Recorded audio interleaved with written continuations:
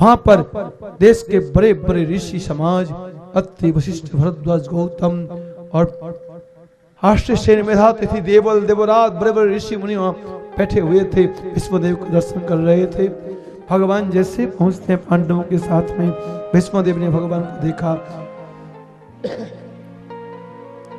हृदय से स्वागत की आंखों का आंसू बहा करके, स्वागतम कृष्ण, स्वागतम कृष्ण कह कह के पांडवों ने, भगवान कृष्ण ने भगवान को प्रणाम किया। भीष्मदेव को, भीष्मदेव सबके बीच में अपने दिल की बात कहने लगा, कहते हुए ये कहता है, धर्मस्य सूक्ष्मागति, जहां जितना धर्म, जहां जितना न्याय, जहां जितनी अच्छाई, जहां जितने सद्गुण, उन लोगों को उतने कष्ट झेलने पड़ते हैं। समझ में नहीं आती। धार्मिक हो तो खूब फलना फूलना, खूब पैसे वाला तंदुरुस्त होना चाहिए, लेकिन देखा जाता है उल्टा। अधार्मिक खूब पैसे वाले होते और क्या बोलते, फलते फूलते तंदुरुस्त होते, मान इज्जत उनका होता है, किंतु धर्मात्मा लोगों को कष्ट ही कष्ट होते। जो जितना सत्यवादी, ईमानदार, चरित्रवान और क्या बोलते अच्छे होंगे, उनको उतना ही तकलीफ होगी।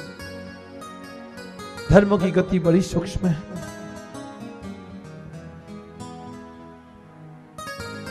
महाराज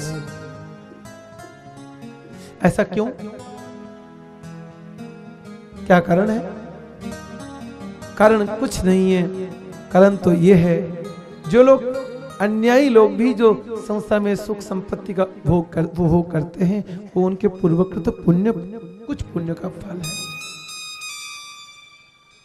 लेकिन जो एक मानव जन्म पाया था, सुंदर मौका पाया था, उस मौके का लोग दुरुपयोग कर रहे हैं, हरिभक्ति छोड़ करके, नीति नियम छोड़ करके, धर्म का त्याग करके। ये मत समझ लो कुछ कमा रहे हैं, वो तो गमा रहे हैं, किंतु धर्मात्मा इनकी परीक्षा, ये लोग धर्माचरण करके दुखी नहीं होते। कितना ही दुख आता हो, धर्म को त्यागते नहीं है। अगर दुखी होते तो धर्म त्याग देते, लेकिन वो त्यागते नहीं है। उनका जीवन परिपूर्ण होता है। वो दुख में सुख महसूस करते हैं, वो दुख में भी सुख महसूस करते हैं। धर्मात्माओं को संसार की संपत्ति नहीं चाहिए। धर्मात्माओं को भगवान के भजन हो जाए, किसी भी स्थिति में रहे, सुख में दुख में किसी भी स्थिति में रहे, भगवान के भजन, भगवान की सेवा, साधु सेवा हो जाए, जैसे भी। इतना ही भगवान, इतना ही दे करके वो जगत में उनको बोलते एक नमूना बनाते हैं। मेरे भक्त इतनी तकलीफ में भी मेरी भक्ति छोड़ता नहीं है। अंत में उन भक्तों को विजय मिलता है। धर्मात्माओं को विजय, धर्मात्माओं का नाम अनंत काल जुगो जुग उनका नाम अमर होगा, सुनाम रहेगा, सदगति इनको मिलेगा, हमेशा की सदगति मिलेगा। लेकिन थोड़ी देर की जो उनको अपने धर्म, अपने जीवन में कुछ तकलीफ भी दिखाई दे, वो छोड़ते नहीं है।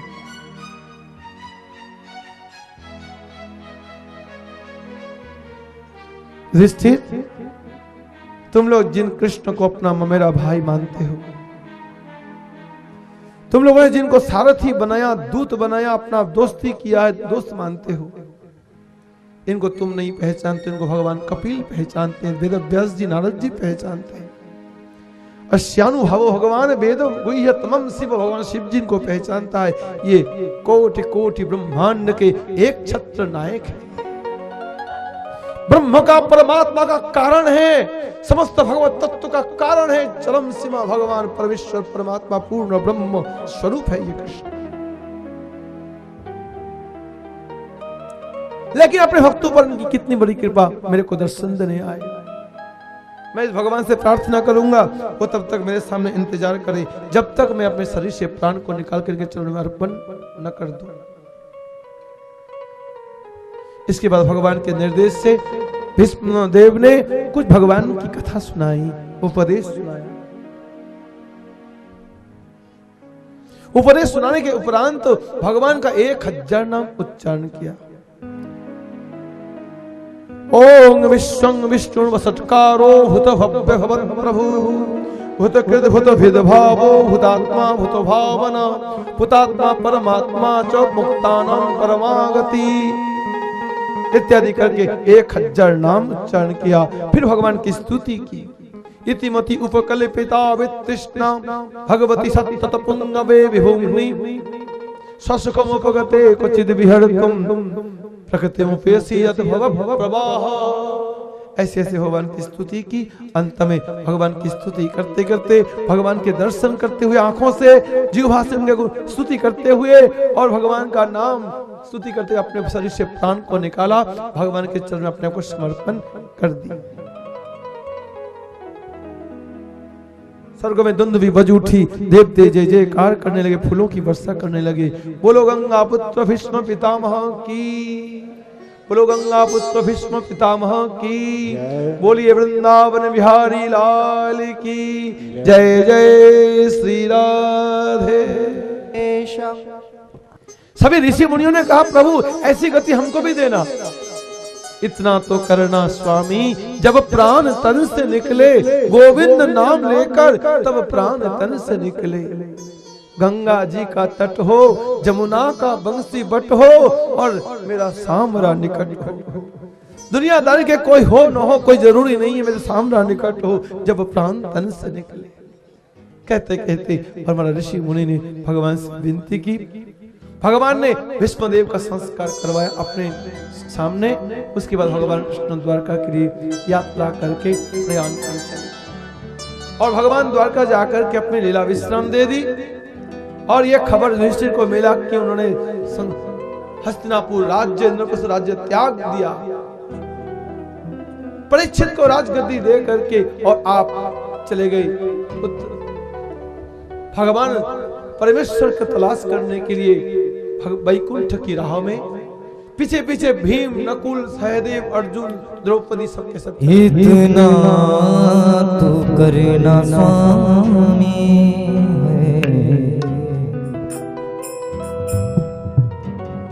जब प्राण तन से निकले, इतना तो करना स्वामी, जब प्राण तन से निकले, इतना तो करना स्वामी, जब प्राण तन से निकले।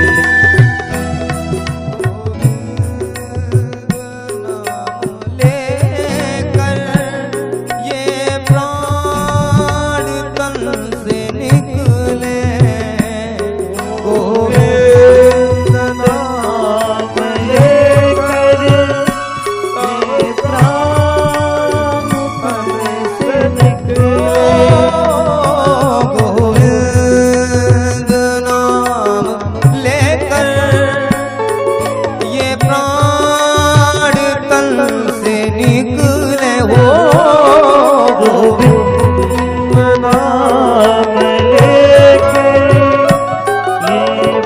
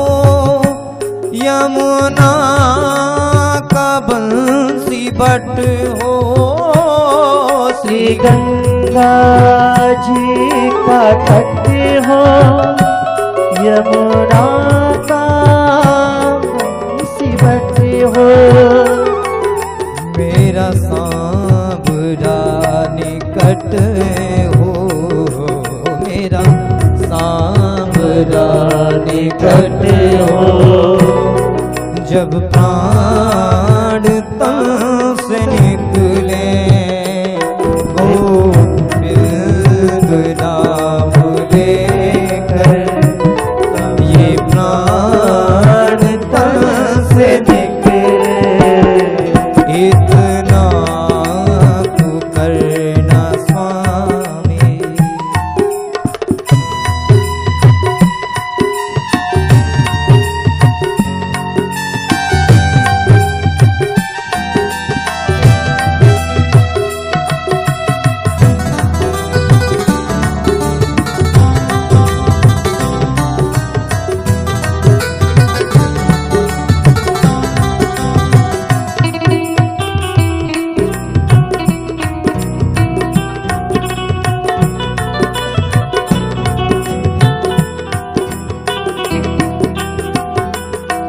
मेरा सांवरा निकट हो, मुखड़े में तुलसी दल हो, मेरा सांवरा निकट हो, मुख में तुलसी दल हो, मेरा सांवरा निकट हो, मुखड़े में तुलसी दल हो, मेरा सांवरा निकट हो, मुख में तुलसी दल हो, यही ध्यान मेरे घट हो, जब प्राण तन से निकले, यही ध्यान मेरे घट हो, जब प्राण तन से निकले, गोविंद नाम लेकर, ये प्राण तन से निकले, नाम लेकर ये प्राण तन से निकले।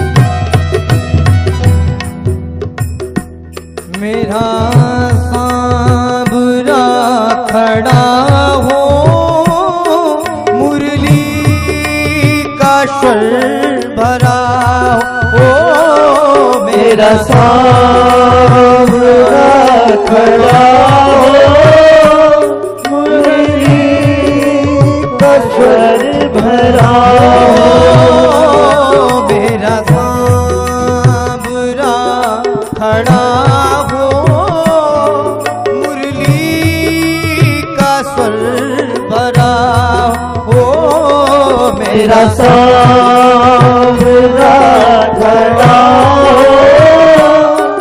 मुरली का स्वर भरा हो, तेरे चरण धरा हो, तेरे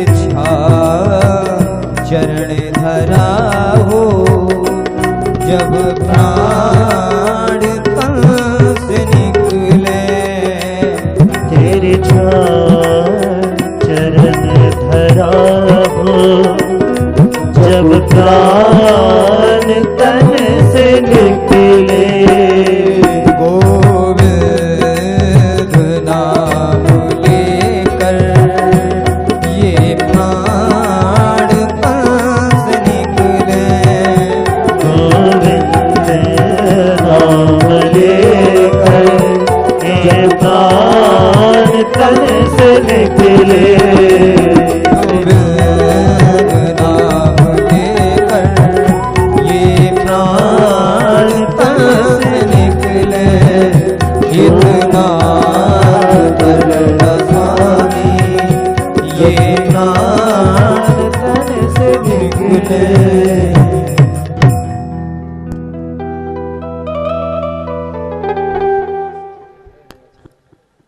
परीक्षित महाराज जी राजगद्दी पर बैठे।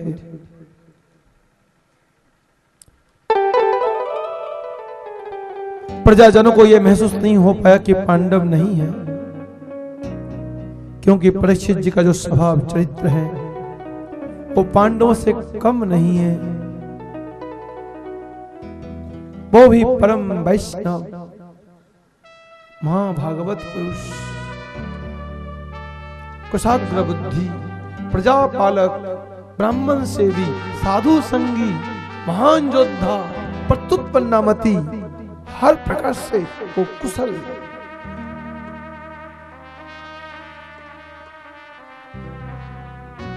किंतु परीक्षित महाराज जी राज्य शासन करते हुए एक दिन खबर मिल रहा है कुछ असामाजिक तत्व पैदा होकर के अनर्थ कर रहे हैं। आप निगरानी करने के लिए निकले, पूरे 9 वर्षों का भ्रमण करते करते करते करते सभी जगह में परीक्षित जी का विशेष सम्मान हुआ, किंतु परीक्षित महाराज सम्मान के भूखे तो थे नहीं, किंतु परीक्षित के सम्मान में भगवान कृष्ण का संबंध हर जगह में मिला। ये महाराज परीक्षित भगवान कृष्ण के रिश्तेदार।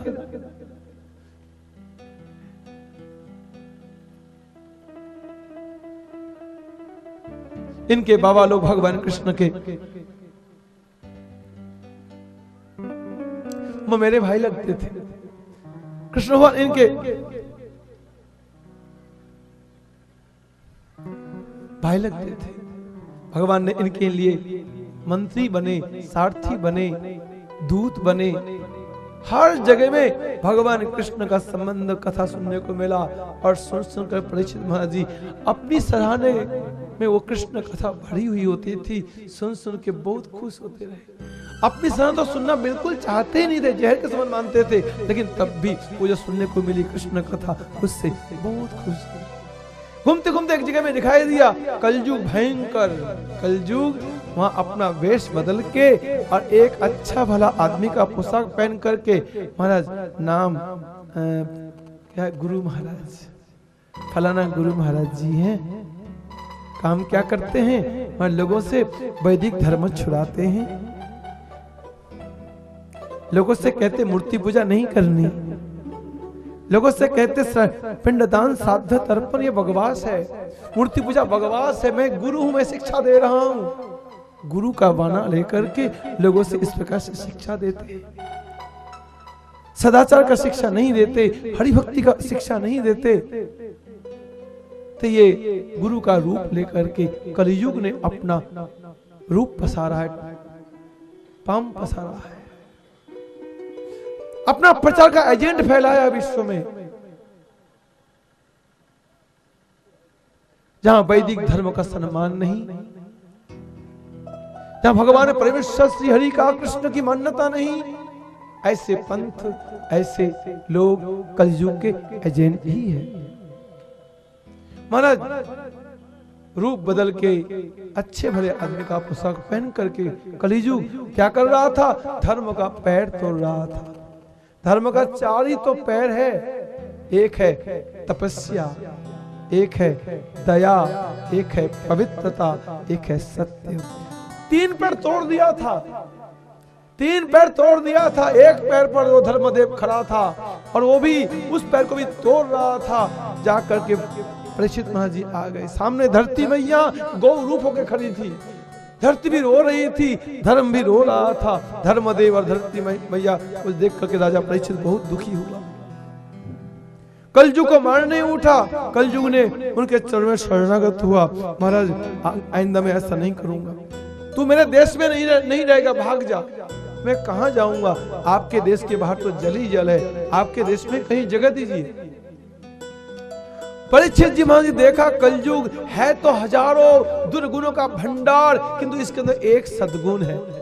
क्या सद्गुण है? कलयुग में यदि कोई कृष्ण नाम का जप करता है, माला जप, माला में कृष्ण नाम का जप संख्या बांध करके हरे कृष्ण कृष्ण कृष्ण हरे हरे, हरे राम राम राम हरे हरे, इस नाम का जप करता है, महाराज कलयुग का अंदर वो भले ही वो कुछ भी ना किया हो और अच्छे कर्म, लेकिन हरि नाम का जप किया है, उनको मुक्ति मिलेगी, उनको भगवान मिलेगा, उनको वैकुंठ मिलेगा, उनको भगवान का धाम मिलेगा, उनको सब कुछ मिल जाएगा।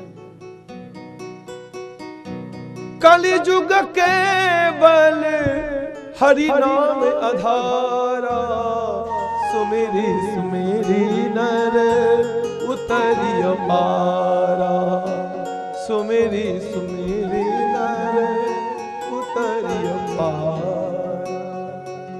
महाराज कलयुग को इसलिए आपने स्थान दे दिया, रहो, लेकिन कहां रहोगे तुम सिर्फ 4 जगह में रह सकते हो। कहां? दूतम पानम स्त्रियर्षुणा जत्रा धर्मश्चतुर्विध। दूत क्रीड़ा, जुआ, सट्टा, दावा, ताश पासा, कैरम, दुनिया भर के ऑल काइंड्स गेम्स, इसमें कलयुग का ही वास है। उसमें महाराज काम बढ़ता है, क्रोध बढ़ता है, अहंकार बढ़ता है, उसमें वैराग्य नहीं बढ़ता, ज्ञान नहीं बढ़ता है। किसी भी प्रकार के आप गेम्स खेलोगे, आपको वैराग्य नहीं बढ़ेगा, आत्म तत्व का बोध नहीं होगा। महाराज दूसरा स्थान नशा, गुटखा, बीड़ी, तंबाकू, सिगरेट, भंग, गंजा, मदिरा, हेरोइन, ऑल काइंड्स ड्रग्स, इनमें सब में कलयुग का वास है। बोलो राधे राधे। बीड़ी पीने वाले कितने अच्छे होते हैं जी। बसों में बैठो, लोग थू थू थू थू करते हैं, सब लोग गाली देते, कैसा गंदा आदमी बैठा है। गुटखा खाने वाले बीमारियों को बुलाते हैं, आप बीमारी मेरे को मार। हुक्का पीने वाले नरक की यात्रा को मांगते हैं, जाते हैं। तंबाकू भंग मद्यादि जे पिबंती नराधम, पतंती रौरवे नरके ब्रह्म वाक्यम न संशय। तंबाकू खाओ, गुटखा खाओ, भांग खाओ, गांजे खाओ, शराब पियो, महाराज पतंती रौरवे नरके, रौरव नरक में आपकी गति मिलेगी।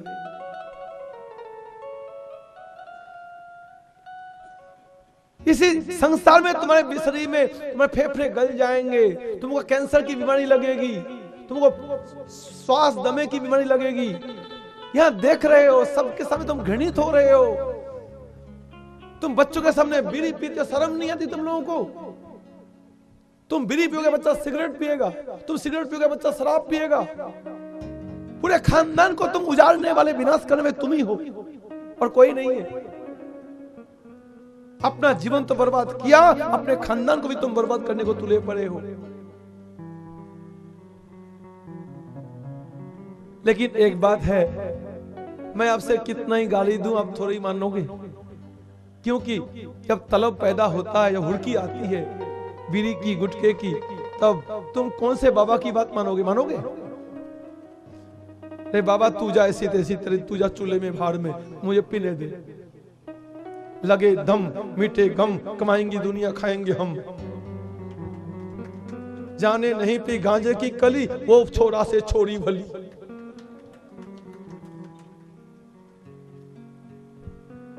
कितने बड़े पहलवान हो, जहां शराब के वो एडवर्टाइजमेंट लिखते हैं ना, कहते शेर दिल मर्दों के लिए। क्या बात है।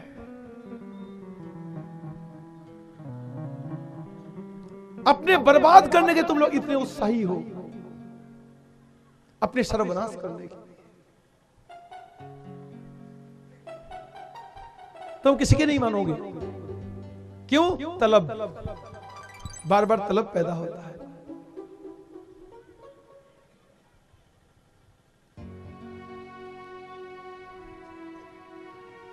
शरीर, परमार्थ, सब कुछ बर्बाद अपने हाथों। अपने गले में चक्कू घोप रहे हो नशा करके। अगर यदि कोई छोड़ना चाहते हो, उसके लिए मेरे पास दवाई है। मैं आपको दवाई दे सकता हूं। आपको निश्चित से आपका तलब जो खत्म हो जाएगा, नशा करने की इच्छा खत्म हो जाएगी। किसी को इच्छा है नशा छोड़ने की? अगर छोड़ने की इच्छा है तो हाथ खड़े करो, फिर मैं बताता हूं।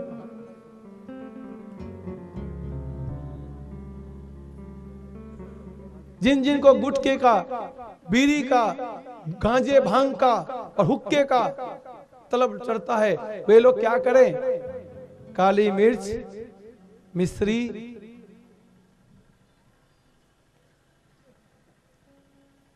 और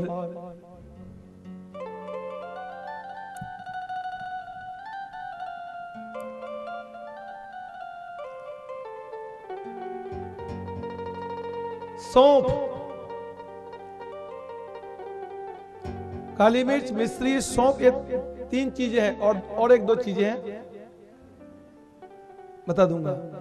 इनको आप लोग उसको मिक्सी में उनको पीस करके चूर्ण बना लो, बना करके अपने पास रखो। जब तलब आए एक फुक्का लिया, खा लिया। ऐसे करोगे, देखोगे अपने आप आपको नशे का तलब जो है दिन पर दिन खत्म हो जाएगा, फिर तलब नहीं पैदा होगा, बच जाओगे। सौंफ से तो कईयों को शराब भी मैंने छुड़ाया। सौंफ भिगो करके सौंफ का पानी पिया, कईयों का शराब का तलब ही खत्म हो गया, छोड़ दिया।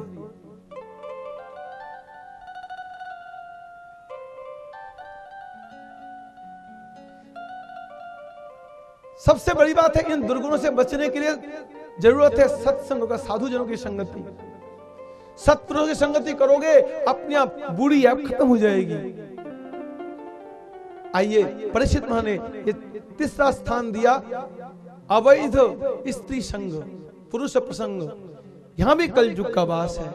चौथा स्थान है हिंसा, लड़ाई, दंगा, हंगामा, निंदा, चुगली, ठगी, बेईमानी। इसमें सब में कलयुग का वास है। मत किसी को आदर दो, प्यार दो, इज्जत दो, पर हिंसा मत करो, ईर्ष्या मत करो। किसी की सराहना नहीं कर सकते हो, हरि गुणगान करके चुप रहो, मौन रहो। ऐसी बानी बोलिए, मन का आपा खोए, और उनको शीतल करे, आपहु शीतल होए। राजा परीक्षित ने कलयुग को ये 4 जगह दिया। कलयुग ने एक स्थान और मांग लिया सुवर्ण धातु में। अंत में परीक्षित महाराज जी अपने जीवन के धर्म के चारों चरणों को मजबूत करके अपने जीवन बिताया। किंतु एक बार आपको शिकार करने, मृगया करने जाना पड़ा। शिकार नहीं, मृगया। मृगया का मतलब अलग है, शिकार का मतलब अलग है। आप मृगया करने गए, मतलब धार्मिक राजा लोग भी मृगया करने जाते हैं। मृगया करने का मतलब राजा लोगों को वन में जाकर के देश की सुरक्षा के लिए जो बरखने जानवर है उनको मारना पड़ेगा। जंगल में बहुत से महात्मा रहते, गरीब लोग रहते, उनकी देखभाल करना पड़ता है, तो राजा लोगों को जाना पड़ता है मृगया करने। राज में भी, जंगल में भी, सर्वत्र लोग सुरक्षा देना पड़ता है। राजा परीक्षित जी गए, उनको पानी का प्यास लगा। पानी ढूंढते ढूंढते श्रमिक ऋषि के आश्रम पर पहुंचे, पानी मांगा। श्रमिक ऋषि जी समाधि में बैठे हुए थे, उनको दे नहीं पाया। अंत में राजा परीक्षित को गुस्सा आ गया। श्रमिक के गले में एक मरा हुआ सांप लपेट के चला आया। श्रमिक का लड़का श्रृंगी ने राजा परीक्षित के लिए अभिशाप दे दिया, जो हो सो आज से 7वें दिन तक्षक डसने से मृत्यु हो जाएगा। इस प्रकार से यह अभिशाप दिया। यह अभिशाप जैसे राजा परीक्षित ने सुना, सुनते ही घबराया नहीं। जो हरी इच्छा, भगवान जो किया ठीक किया है। मंगल भवन अमंगलहारी, अपने बच्चों को राजगद्दी दे करके गंगा जी के में जाके प्रयोपोषण किया, भगवान का ध्यान किया, भगवान का गुणगान शुरू किया। इतने में देश के जितने ऋषि मुनि सब आए और उन्होंने सबने परीक्षित जी के लिए कुछ कल्याण का रास्ता बताने को आए। किंतु परीक्षित महाराज सबसे कहते हैं मुझे कृष्ण कथा सुनाइए। वहां पर सुखदेव जी महाराज जी पहुंचे। तत्रा भवद भगवान व्यास पुत्रो। सुखदेव जी आए। सुखदेव जी को देख करके सब ऋषि मुनि उनका स्वागत किया। सुखदेव जी को पूजन हुआ। सुखदेव जी आसन पर विराजमान हुए। सुखदेव जी को राजा परीक्षित जी ने बोला, महाराज मेरा जीवन अपने धन्य बनाया। परीक्षित उनको प्रणाम किया, पूजन किया, आरती उतारा। उसके बाद उनको बोले, महाराज हम लोग भले ही राजा है, लेकिन आज भाग्यवान है, आप जैसे महापुरुषों का साक्षात दर्शन मिल रहा है। प्रभु आप आए हो तो हमारा कल्याण विधान करो। जिनको मृत्यु नजदीक, उसे करना क्या चाहिए, क्या नहीं करना चाहिए, कौन सा जप, कौन सी तपस्या, कौन सा पाठ करना चाहिए, कौन सा नहीं करना चाहिए, सब कुछ बात आप कृपा करके हमको समझाइए। इन्हीं शब्दों के साथ राजा परीक्षित जी ने पूछा,